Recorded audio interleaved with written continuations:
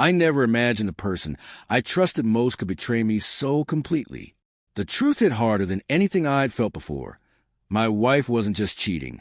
She was sleeping with her boss, and she assumed I'd never find out.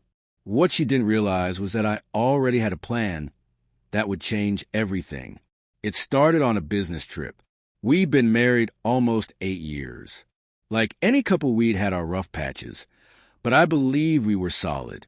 So I left that morning kissing her goodbye, confident she'd be there when I returned. 3 days into the trip, a neighbor, an old friend, called me with a voice that sounded like he was carrying someone else's secret. He'd seen a man come into my house every night since I left. At first, I dismissed it. Maybe it was a relative, he said, but he mentioned how late the man stayed and how he always left long after midnight. The knot in my stomach tightened. I cut my trip short. Before I boarded a flight home, I made one cold, deliberate choice. I phoned her and lied. I told her an emergency at work meant I'd have to stay away another week. She sounded disappointed, sentimental even, and every affectionate word stung like a blade. Instead of returning home, I parked 2 streets away and watched our house from the shadows. Night 1, nothing. Night 2, at about 9, a man in a suit strolled up to our front door, carrying a briefcase. He rang the bell.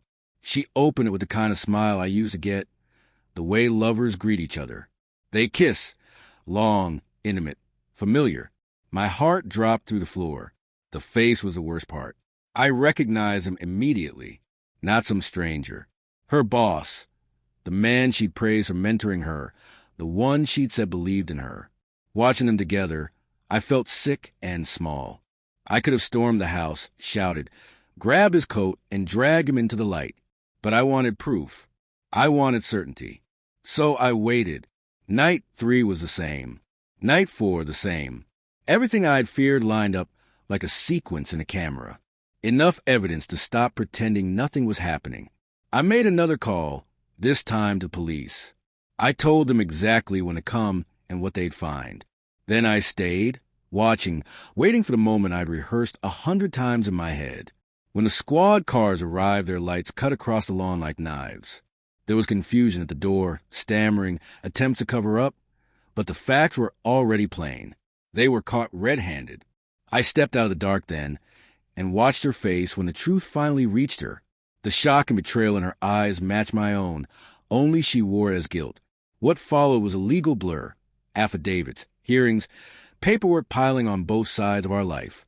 I filed for divorce immediately. In court, the truth held. Witnesses, timestamps, my neighbor's account, and my observations. The judge sided with the facts.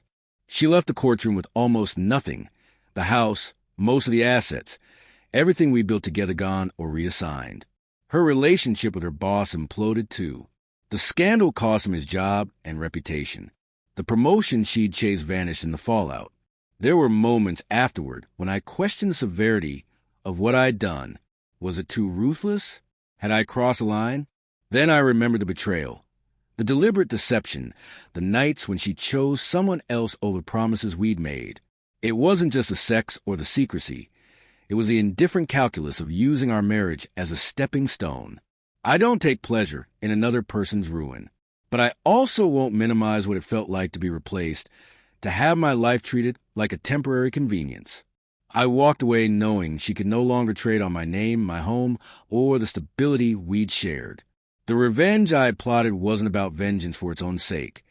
It was about exposing the truth and removing the power she'd abused. In the end, I walked away free. Free from deceit.